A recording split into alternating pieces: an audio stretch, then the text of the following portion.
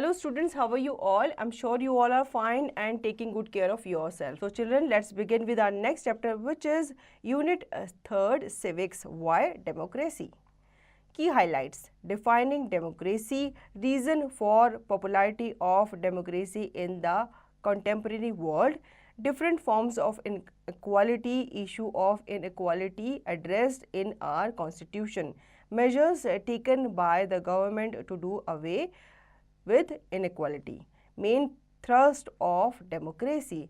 Let's start with, sir, on getting independence, why did India opt for democratic form of government? Because people are the most important element in a democracy. बच्चों यहाँ पे student and उसके teacher की conversation चल रही है। बच्चा जो है वो अपने सर से पूछता है कि सर, जब हमें इंडिपेंडेंस मिली थी तो इंडिया ने डेमोक्रेटिक फॉर्म को ही क्यों ऑप्ट किया गवर्नमेंट के?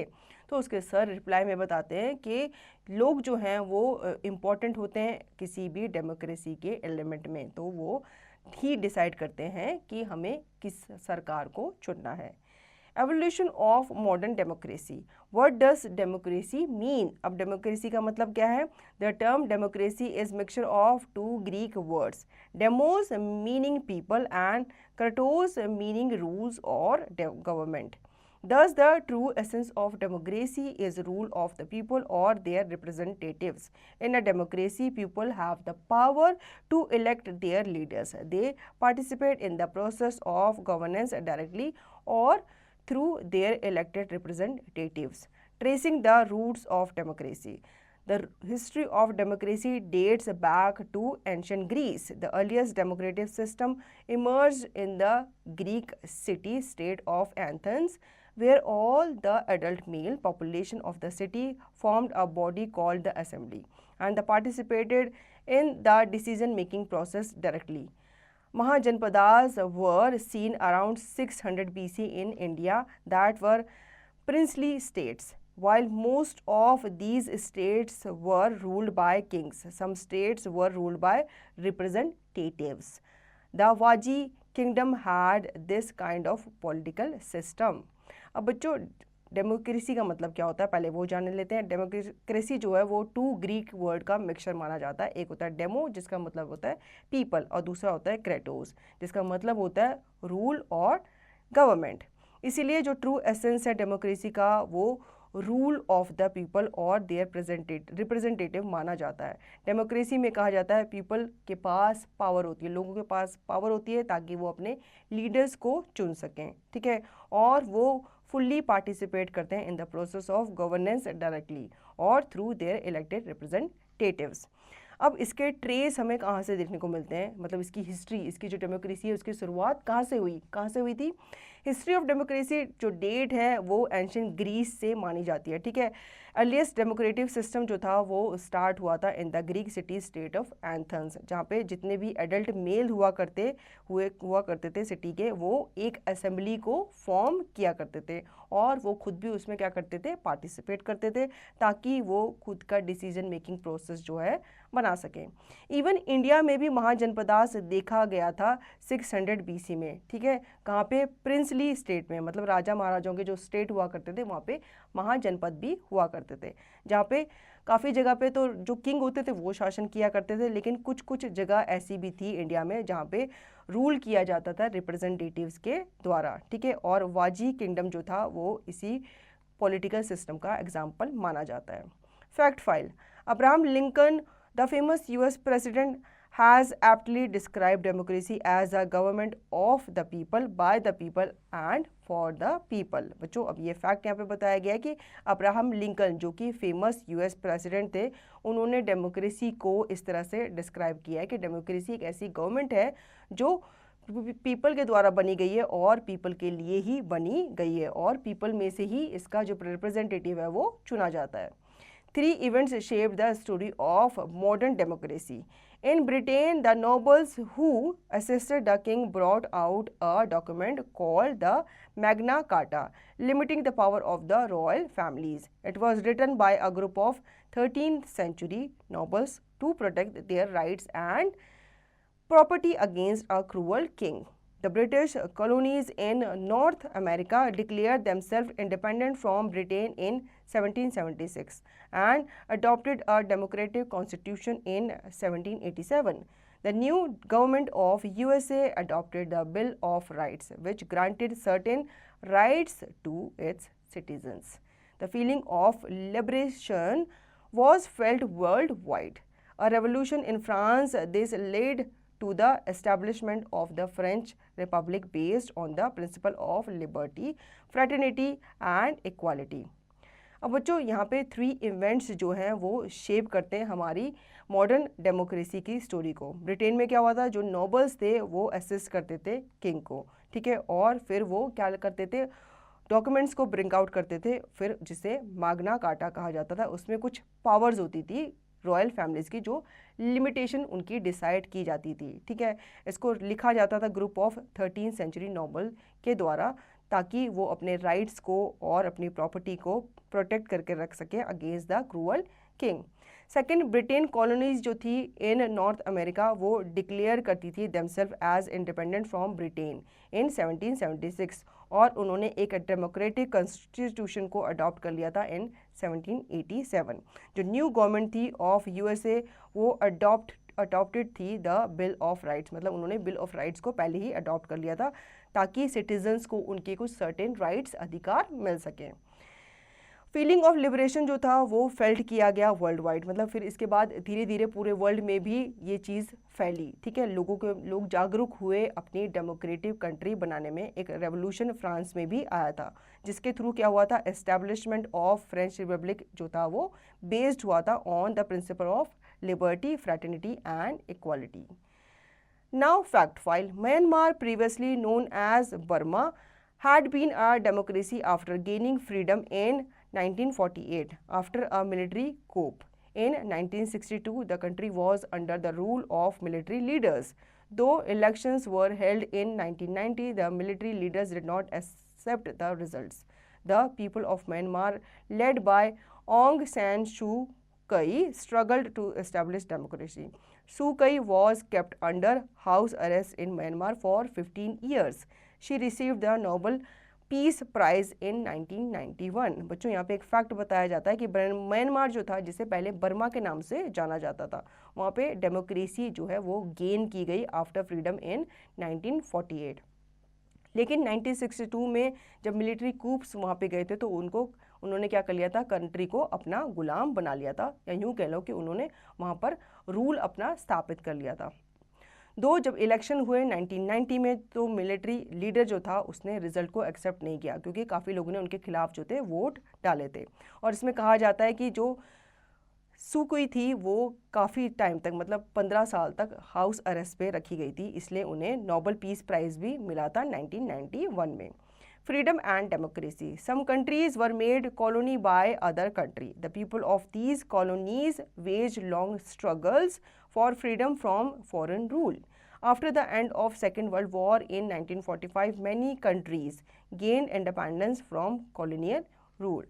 Various factors such as end of supremacy of the European nations, emergence of USSR as a major power and the formation of the United Nations helped colonial countries to break the shackle of foreign rules. After receiving independence, most of the Asian and African countries adopted a democratic form of government. India became free from British rules in 1947. She chose to be a democracy and continued to be the largest democracy in the world. Not all countries, however, have a democratic form of government or could continue with a democratic government for very long after gaining freedom. In 1991, the Soviet Union disintegrated into 15 republics. Many of the communist countries in Eastern Europe became free from Soviet control and became democracies. India's neighboring countries such as Pakistan, Bangladesh, Myanmar have had a mixed record. These countries had adopted democracy after freedom. However, they have experienced army rule following a military coup or uprising. Bangladesh and Myanmar have made a transition from army rules to democracy. हालांकि ऐसा कहा जाता है India की जो neighbouring countries हैं such as Pakistan, Bangladesh, Myanmar, इनका mix record रहा है। ठीक है, इन्होंने भी डेमोक्रेसी को ही ऑप्ट किया आफ्टर फ्रीडम। लेकिन ऐसा कहा जाता है कि बांग्लादेश एंड म्यांमार में कुछ टाइम तक मिलिट्री जो फोर्सेस थी उन्होंने वहाँ पे रूल किया था। Other forms of government, absolute monarchy, the power totally rest in the monarch itself. In absolute monarch system of governance, there are no rules that he has to follow. He or she is not restricted by a constitution or any kind of laws. A monarchy is generally hereditary, and the monarch's children inherit his position. The welfare of people depends on the kind of monarch ruling them. अब बच्चों काफ़ी सारे forms होते हैं democracy के, government के। तो इसमें सबसे पहले हम बात करेंगे एब्सोल्यूट मोनार्की की। जो पावर रहती है वो टोटली इन द रहती है किसके ऊपर, मोनार्क के ऊपर रहती है, जो कि एब्सोल्यूट मोनार्क माना जाता है किसी भी सिस्टम ऑफ गवर्नेंस का। उनका कोई भी रूल्स नहीं होता, मतलब उनके ऊपर कोई भी रूल्स नहीं होते जो उन्हें फॉलो करने होते हैं। वो खुद ही अपना रिस्ट्रिक्टेड कुछ उनके नियम होते हैं, वो खुद ही वो लोग बनाते हैं और खुद ही उन्हें वो क्या करते हैं, फॉलो करते हैं। ठीक है, जो मोनार्की होती है वो जनरली हेरिडिटरी होती है, मतलब एक शासक होता है, फिर उसके बाद जब वो मर जाता है तो उसका बेटा या बेटी या वाइफ जो है वो शासन करते हैं और वो खुद के बनाए हुए रूल्स पे ही डिपेंडेंट होते हैं। Constitution monarchy. In this system, law defines the power and authority of the monarch. Britain has a system of constitution monarchy. Here, the king or queen is nominal head, and the administration is carried on by the prime minister and his cabinet. The people elect the prime minister and other representative. Next होती है बच्चों constitutional monarchy. ये जो system होता है law का, ये define करता है the power and authority of the monarch. Britain के पास ऐसी सिस्टम है जिसका कॉन्स्टिट्यूशन मोनार्की इसमें देखने को मिलता है। यहाँ पे किंग और क्वीन जो हैं वो नॉमिनल हेड माने जाते हैं और जो एडमिनिस्ट्रेशन है वो कैरिड होता है बाय द प्राइम मिनिस्टर और उसके जो कैबिनेट्स होते हैं उनके द्वारा। जो पीपल होते हैं वो प्राइम मिनिस्टर को इलेक्ट करते हैं और जो दूसरे रिप्रेजेंटेटिव्स होते हैं उनको भी इलेक्ट किया जाता है लोगों के द्वारा। नेक्स्ट आता है dictatorship. Dictatorship is yet another form of governance. In a dictatorship, the citizens are ruled by force and the government does not have to explain its policies to the people. Germany was under the dictatorship of Adolf Hitler for more than a decade during the Second World War. Similarly, Italy was under Benito Mussolini's rule. In a dictatorship, there is absolute rule by a single person who is known as a dictator. अब इसमें हम बात करेंगे dictatorship की। Dictatorship जो है ये भी एक दूसरी फॉर्म है किसकी, गवर्नेंस की। जब डिक्टेटरशिप होती है तो उसमें जो सिटीजन्स होते हैं उन्हें रूल किया जाता है, मतलब ज़बरदस्ती उन्हें फोर्सफुली फॉलो करने को कहा जाता है किसी भी गवर्नमेंट को जो कि उनके द्वारा नहीं चुनी हुई होती।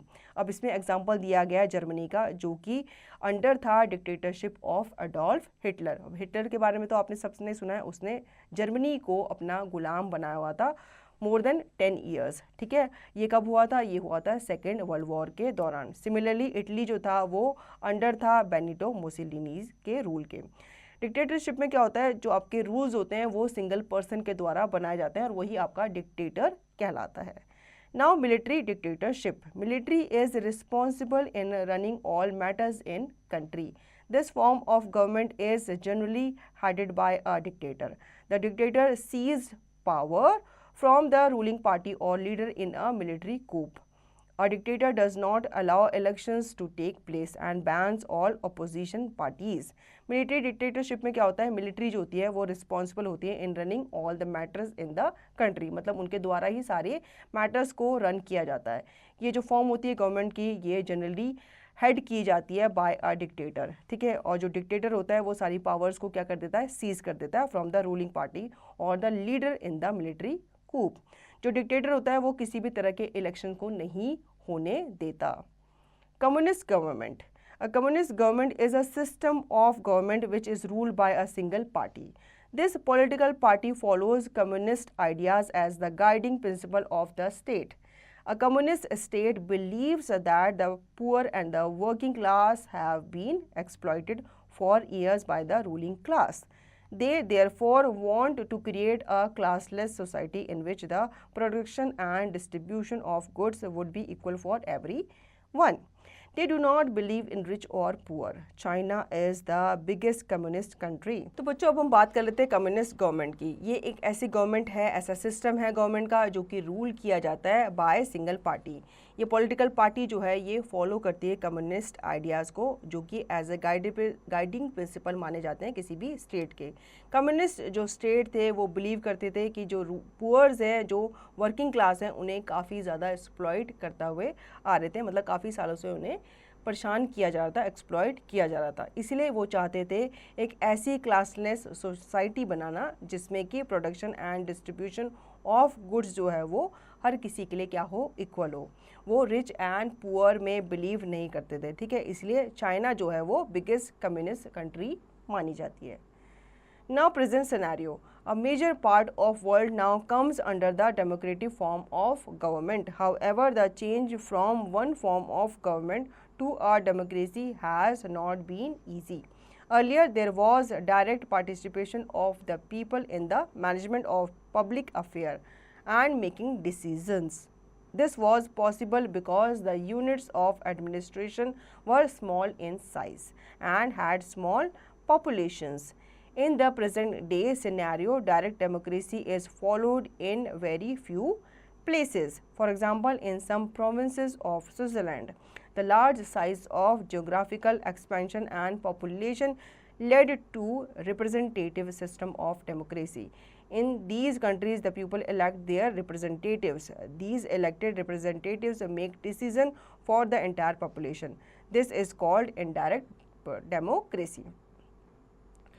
अब प्रेजेंट सिनेरियो के बारे में बात कर लेते हैं। Major part of the world है वो कम आता है under the democratic form of government, मतलब काफ़ी सारे अब जो कंट्रीज़ हैं वहाँ पे आपको डेमोक्रेसी देखने को मिलेगी। हालांकि ये कहा जाता है ये जो चेंज हुआ है from one form of government to democracy ये ईजी नहीं था। अर्लियर यहाँ पे काफ़ी सारे पार्टिसिपेंट थे पीपल्स के जो मैनेजमेंट को देखते थे ऑफ पब्लिक अफेयर और डिसीजंस को बनाया करते थे। ये पॉसिबल हुआ क्योंकि जो यूनिट ऑफ एडमिनिस्ट्रेशन थे वो काफ़ी स्मॉल हुआ करते थे साइजेस में और स्मॉल पॉपुलेशंस को वो देखा करते थे। इन प्रेजेंट डे सिनेरियो जो डायरेक्ट डेमोक्रेसी है वो फॉलो की जाती है in very few places. For example जैसे कि प्रोविंसेस है आपका स्विट्ज़रलैंड में। Large size of geographical expansion and populations की वजह से क्या हुआ था, रिप्रेजेंटेटिव सिस्टम ऑफ डेमोक्रेसी जो था वो भी एक्सपैंड हुआ था। ये जो कंट्रीज़ हैं यहाँ के जो पीपल हैं वो अपने रिप्रेजेंटेटिव को खुद ही इलेक्ट करते थे और ये जो इलेक्टेड रिप्रेजेंटेटिव्स थे वो डिसीजंस को बनाया करते थे एंटायर पॉपुलेशन के। इसी को इनडायरेक्ट डेमोक्रेसी कहा जाता था। Main thrust of democracy constitution the different from democracy and other form of governments is that in a democracy the rulers are not free to do what they like. The citizens and government have to follow certain basic rules. These rules and laws are written down according to which a country is governed. This written document is called a constitution. A constitution is above all the laws of a country. The importance of a constitution is more significant in a democratic country like India.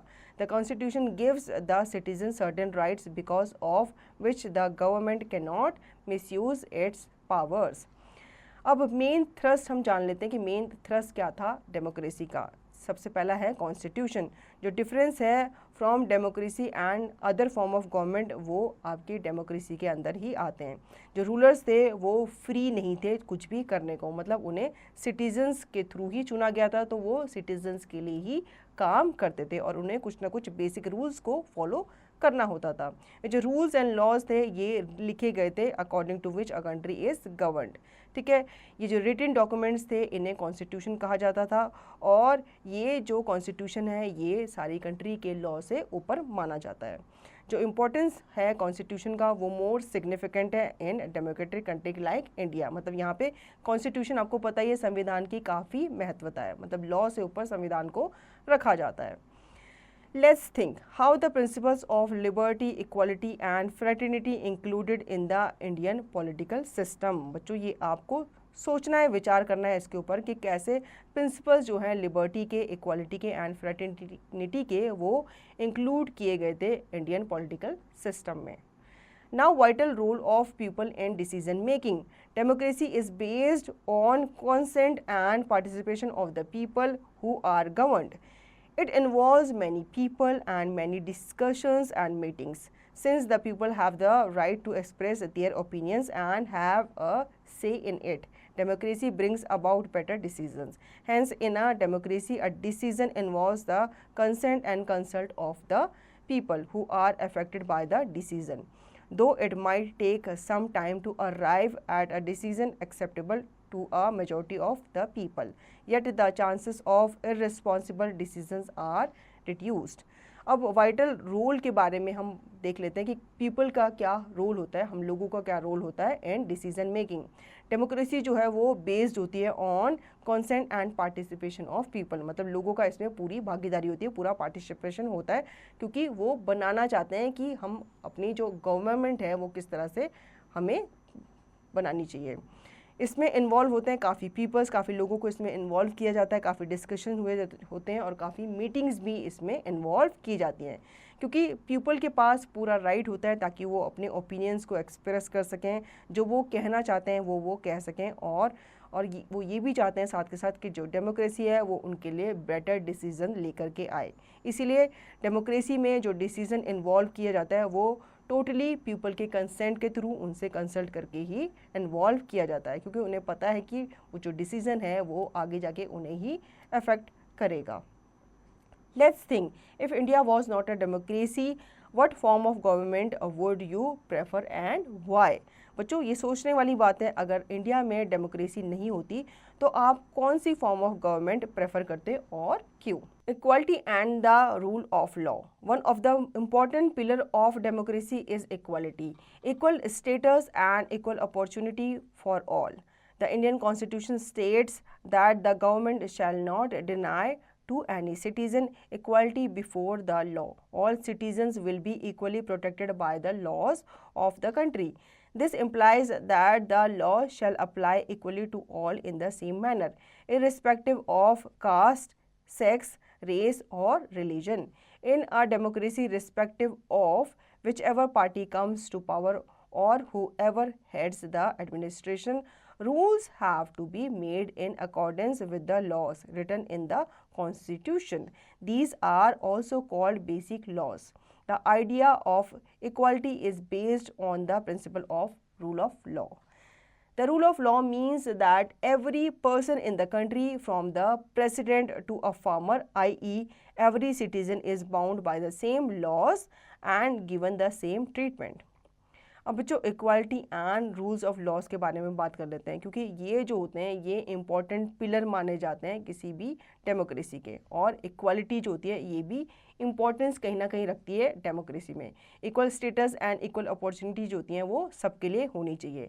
Indian constitution जो होता है, states में जो government होती है वो आपकी किसी भी सिटीज़न को डिनाई नहीं कर सकती उसकी इक्वालिटी के लिए.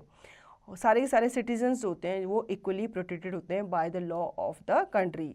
ये इम्प्लाई करता है दैट लॉ जो है वो अप्लाई हो सबके लिए इक्वली, मतलब सबके लिए जो संविधान है, जो कानून है वो सबके लिए एक ही बराबर होना चाहिए. इसमें आप अमीर गरीब या कोई रिलीजन, कोई धर्म आप नहीं देख सकते, उसके बेसिस पे आप जज नहीं कर सकते. In a democracy, respective of whichever party comes to power, मतलब कोई भी पार्टी जो आती है या कोई भी हेड जो होता है एडमिनिस्ट्रेशन का रूल करता है, वो ये मेक श्योर कराता है कि हर नागरिक को उसकी सुरक्षा जो है वो प्राप्त हो. ठीक है, इन्हीं को बेसिक लॉज कहा जाता है. जो आइडियाज़ ऑफ इक्वालिटी है वो बेस्ड होती है on the principle of rules of laws. ये जो रूल्स ऑफ लॉज होते हैं इसका मतलब होता है every person in the country, from the president to the farmer, मतलब राष्ट्रपति से लेकर किसान तक सबको हक है इक्वल सुरक्षा का और सबको सेम ट्रीटमेंट ही दिया जाना चाहिए. Accommodation of differences. Diversities and differences exist in every society. In India in particular, there is an amazing diversity as there are people belonging to different regions and religions, speaking different languages and following a variety of custom and tradition. At times, diversity leads to conflict which can be resolved by developing a tolerant attitude. Democracy provides a peaceful solution to this problem because it gives equal opportunity to all and shows a way to deal with differences and conflicts. अब कैसे इन differences को हम accommodate करते हैं? Diversities and differences जो होते हैं वो हर सोसाइटी में होते ही हैं, ठीक है, एग्जिस्ट वो करते हैं। और इंडिया में in particular there are amazing diversities. आपने देखा ही होगा काफ़ी सारे लोग जो होते हैं वो अलग अलग प्रांतों से होते हैं, अलग अलग स्टेट्स होते हैं, तो वो अलग अलग रीजन्स को, अलग अलग रिलीजन्स को वो फॉलो करते हैं। इवन उनकी जो लैंग्वेज होती है वो एक दूसरे से डिफरेंट होती है और काफ़ी तरह के कस्टम ट्रेडिशंस को वो फॉलो करते हैं। तो एट टाइम्स डाइवर्सिटी जो होती है वो लीड करती है कन्फ्लिक्ट को, ठीक है, कहीं ना कहीं उनके बीच में मनमुटाव होना शुरू हो जाता है, एक दूसरे के लिए भेदभाव होना शुरू हो जाता है। तो इससे क्या होता है, टॉलरेंट एटीट्यूड जो होता है वो डेवलप होता है। डेमोक्रेसी जो है वो प्रोवाइड करती है peaceful solution to this problem, क्योंकि ये इक्वल अपॉर्चुनिटी है हर किसी के लिए to show a way to deal with differences and conflicts. Now let's think. Can you think of instances when a famous personality has been put behind bars? बच्चों ये सोचने वाली बात है आपके लिए। क्या आप ऐसा कोई इंस्टेंस सोच सकते हो जहाँ पे किसी फेमस पर्सनालिटी को जेल में बंद कर दिया गया हो? Democracy is based on the principle of equality. It strives to achieve social and economic equality along with political equality. It recognizes that the poorest and the uneducated have the same scope, opportunity, and status as the rich and educated.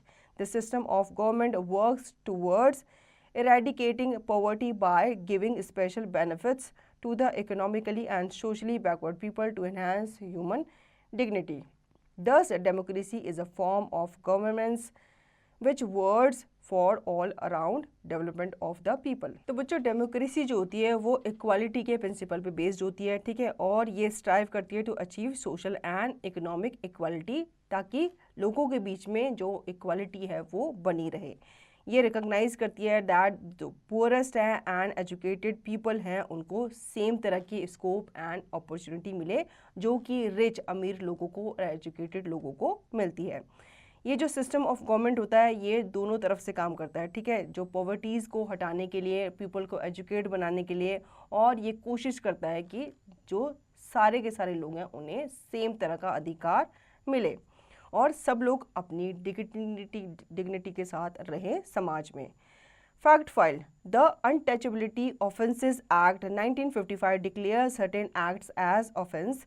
These include refusing permission to any person to enter public institutions such as hospitals, dispensaries, educational institutions, preventing any person from worshipping or offering prayers in any place of public worship, denying access to someone to any shop or hotel, preventing any person from using a reservoir, tap और other resources of water, road etcetera. तो बच्चों 1955 में एक act जो था वो declare किया गया था जिसमें काफ़ी सारे चीज़ों को इंक्लूड किया गया था। अगर आप किसी पर्सन को किसी पब्लिक इंस्टीट्यूशन में एंटर करने से मना करते हो या हॉस्पिटल में, डिस्पेंसरीज में, एजुकेशन इंस्टीट्यूशन में उन्हें आने से मना करते हो तो ये एक ऑफेंस माना जाएगा। अगर आप किसी पर्सन को मंदिर में आने से मना करते हो, उन्हें प्रेयर करने से मना करते हो तो ये भी एक ऑफेंस माना जाएगा। अगर आप किसी पर्सन को शॉप्स एंड होटल्स में आने से मना करते हो तो ये भी एक ऑफेंस माना जाता था।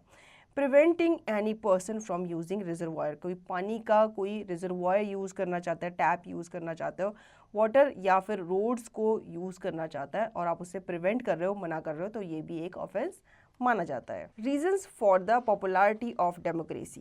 People are the base of and put forward in the democratic system of governance. It is their right to elect their representatives who formulate policies and take important decisions. So the interests of the people are of greatest importance in an ideal democracy. The ability to offer positive solutions to problems arising out of conflicts between different socials, cultures and political interest groups. More importantly, decisions concerning different groups of people are taken with the consent of all concerned. बच्चों democracy के popularity के पीछे reasons क्या माने गए थे? काफ़ी सारे जो लोग थे वो इसके बेस माने जाते थे और उन्होंने आगे आगे डेमोक्रेटिक सिस्टम को बनाया। ये उनका राइट था टू इलेक्ट देयर रिप्रेजेंटेटिव, जिनको वो फॉर्मुलेट करना चाहते थे policies and take important decision, जो चाहते थे कि वो उनके लिए अच्छे डिसीजंस या इम्पॉर्टेंट डिसीजंस लें। जो इंटरेस्ट था लोगों का वो ग्रेटेस्ट इम्पॉर्टेंस माना जाता था इन एन आइडल डेमोक्रेसी, मतलब लोगों की सोच को, उनकी थिंकिंग को आगे रखा जाता था। जो ability to offer positive solution to problem वो अराइज होती गई out of conflicts between different social culture and political interest groups. और मोर इम्पॉर्टेंटली ये कहा जाता है जो डिसीजन कंसर्न थे वो ज़्यादातर लोगों के ऊपर ही डिपेंड करते थे, ग्रुप ऑफ पीपल्स पे ही ये कंसर्न हुआ करता था। ठीक है। Problem of inequality, different forms despite the equal status granted by our constitution to every Indian, there are various types of inequalities in our society. There is inequality on the basis of wealth possessed by people. So some people are rich while others are poor. Some people have more respect or status in society owing to their education qualification, profession or position in their workplace. In his story Thakur का कुआं, Munshi Premchand, one of the greatest writers of our country, described the plight of the lower caste before independence. We learn from this story that lower caste people were not allowed to draw water from the wells from which people from upper caste drew water. Even today, the caste divided due to untouchability exists in several regions of our country. One of the common forms of inequality in our country is the caste system. Indian society was traditionally based on caste. The lower caste have faced severe discriminations. Any contact with the untouchable was considered to be polluting for the upper classes. Today, they call themselves Dalit, which means broken, in order to convey the message as to how they have been treated and continue to discriminated against by the other section of society. तो बच्चों problem जो थी वो क्या क्या हुआ करती थी जो डिफरेंट फॉर्म्स में हमारे समाज में उस टाइम पे फैली हुई थी। डिस्पाइट ऑफ इक्वल स्टेटस जो कि ग्रांट किया गया था बाय कॉन्स्टिट्यूशन, हमारे इंडिया में अभी भी काफ़ी तरह की इनइक्वालिटीज़ जो थी वो समाज में फैली हुई थी। ये जो एक इनइक्वालिटी थी वो बेसिस पे थी on the wealth possess by people, मतलब जो अमीर लोग होते थे उन्हें ज़्यादा फैसिलिटीज़ दी जाती थी और जो गरीब लोग होते थे उन्हें कम फैसिलिटीज़ दी जाती थी। उन्हें स्कूल नहीं भेजा जाता था, उन्हें पब्लिक प्लेसेस में जाने से मना कर दिया जाता था और काफ़ी सारे ऐसे कुप्रथाएँ भी थी समाज में, जैसे छुआछूत की प्रथा समाज में फैली हुई थी। इवन अपनी एक स्टोरी में मुंशी प्रेमचंद ने भी ये डिस्क्राइब किया है कि गांव के जो कम तबके के लोग हुआ करते थे, जो लो कास्ट के लोग हुआ करते थे, वो बड़े क्लास के जो लोग हुआ करते थे उनके आसपास जो कुआं हुआ करता था, पानी के रिजर्वायर हुआ करते थे, वो वहाँ से पानी लेना उनको अलाउड नहीं होता था। वो जो कुआं होता था वो सिर्फ अमीर लोगों के लिए ही होता था। अगर वो गलती से उनसे टच हो जाते थे तो उनको बहुत ज़्यादा बड़ी पनिशमेंट दी जाती थी। Fact file. In July 2012, there was news regarding discriminatory act against children in school.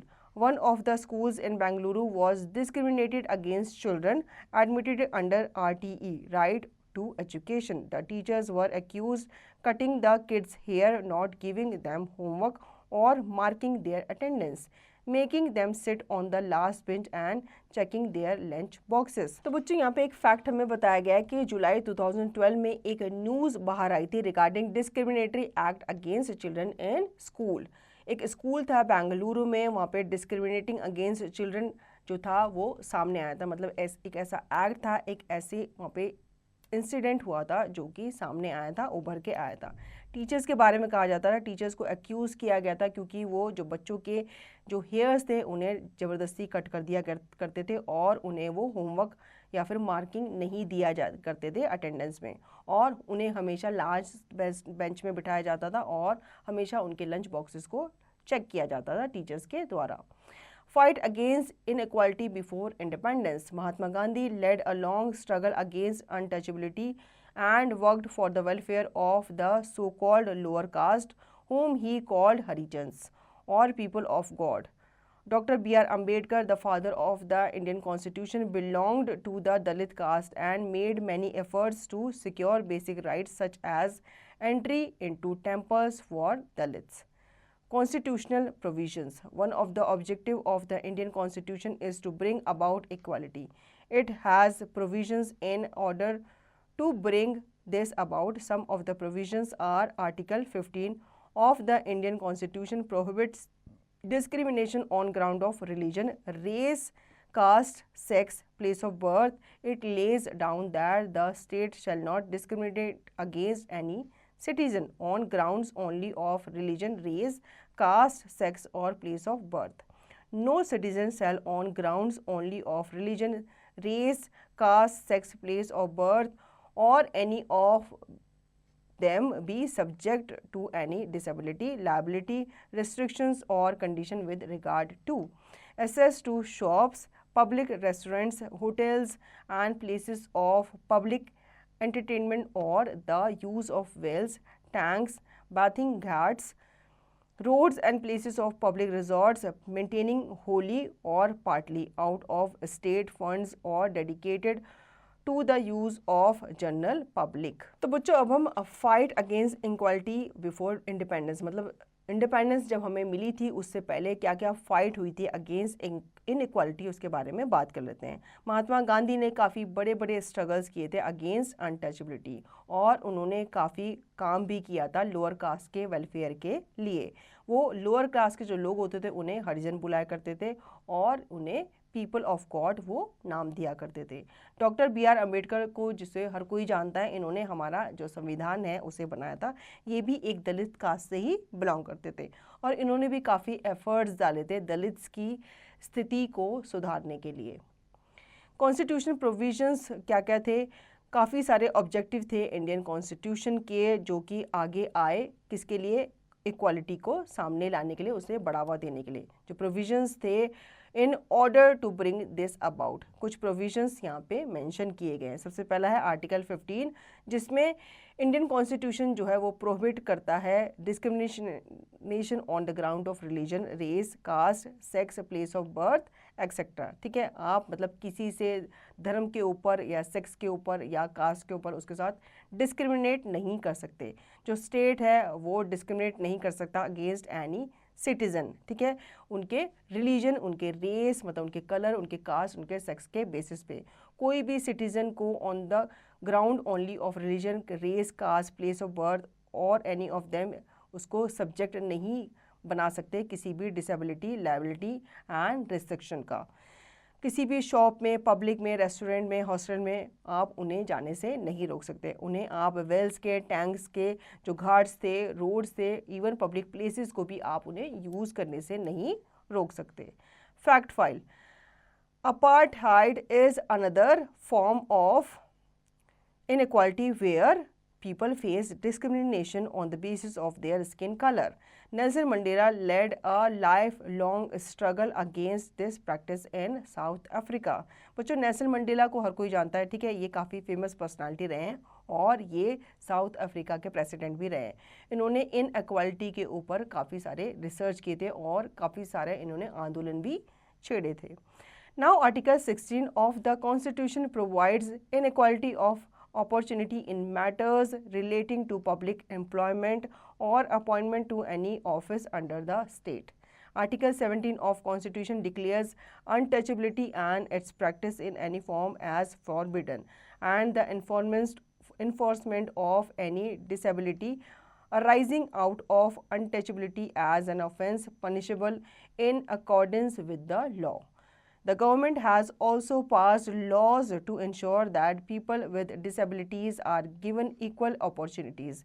In 1955, the Disabilities Act was passed by the Government of India, which states that persons with disabilities have equal rights. The government has tried to implement the equality that is granted in the Constitution through many programs or schemes to help the underprivileged sections.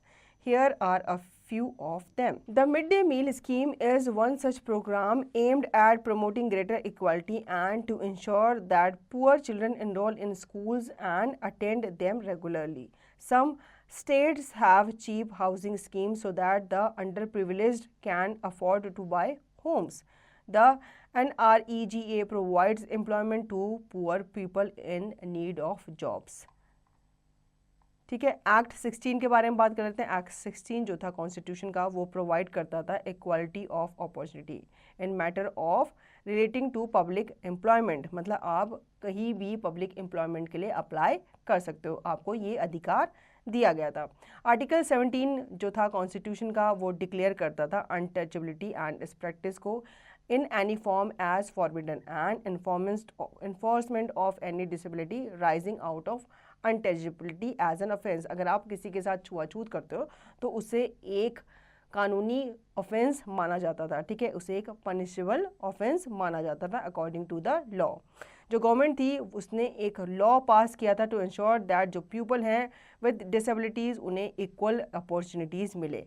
इन 1955 जो disabilities act था वो पास किया गया था by government of India, जिसमें जो state है वो पर्सन जो है वो उसे जो मान लो जो कोई डिसेबल है, हैंडीकैप है, तो उसे भी इक्वल राइट दिए जाने चाहिए.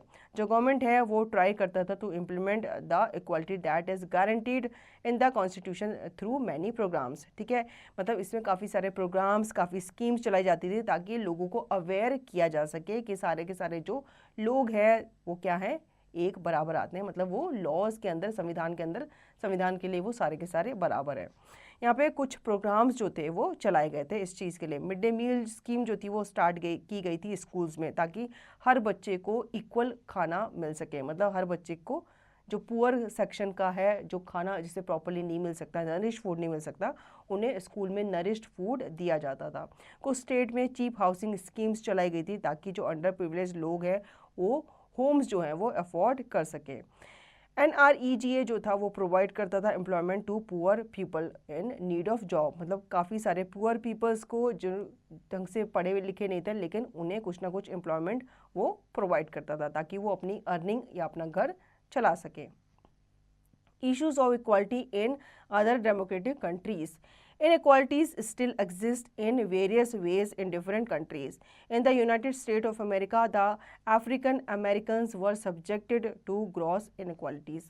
After a long struggle and agitation against unequal laws and practices led by leaders such as Rosa Parks and Martin Luther King Jr., the Civil Rights Act was passed in 1964 by which discrimination on the basis of race, religion or nationality was prohibited. Martin Luther King Jr. received the Nobel Peace Prize for leading the civil rights movements. Agitation against unequal laws and practices that begins in the USA in the 1950s. बच्चों बताया जाता है कि जो काफ़ी democratic countries थी वहाँ पे ये जो इक्वालिटी का इशू था ये काफ़ी मेजर बना हुआ था. इनइक्वालिटीज़ जो थी वो काफ़ी पार्ट्स में एग्जिस्ट करती थी अभी भी. यूनाइटेड स्टेट ऑफ अमेरिका में अभी भी क्या करते थे, जो अफ्रीकन्स लोग हुआ करते थे, जो काले लोग हुआ करते थे, उनसे काफ़ी भेदभाव किया जाता था. उनको पब्लिक प्लेस में नहीं जाने दिया जाता था, उनके साथ छुआछूत वगैरह किया जाता था, उनको इक्वल राइट्स वगैरह नहीं दी जाती थी. तो वहाँ पर भी लॉन्ग स्ट्रगल्स किए गए, काफ़ी सारे जो वहाँ पर रेवोल्यूशंस थे वो हुए. किसके द्वारा? लूथर, जो मार्टिन लूथर किंग थे उनके द्वारा वो लड़े थे, इन लोगों के लिए, इनके अधिकारों के लिए लड़े थे. तो ये कहा जाता है कि काफ़ी जो लॉज थे वो सामने आए थे और काफ़ी समाज सुधारक भी सामने आए थे उनके साथ, और उन्होंने मिलकर फिर ये एक्ट जारी करवाया था कि सारे के सारे जो लोग हैं उन्हें इक्वल राइट्स मिलने चाहिए. ठीक है, उन्हें उनकी कास्ट पे, उनके रिलीजन पे, उनके धर्म पे, उनके कलर पे उन्हें जज नहीं किया जाना चाहिए. तो बच्चों आई होप आपको ये चैप्टर अच्छे से समझ में आ गया होगा. अब इसका रिवीजन और दी गई एक्सरसाइज की प्रैक्टिस आप खुद से करेंगे.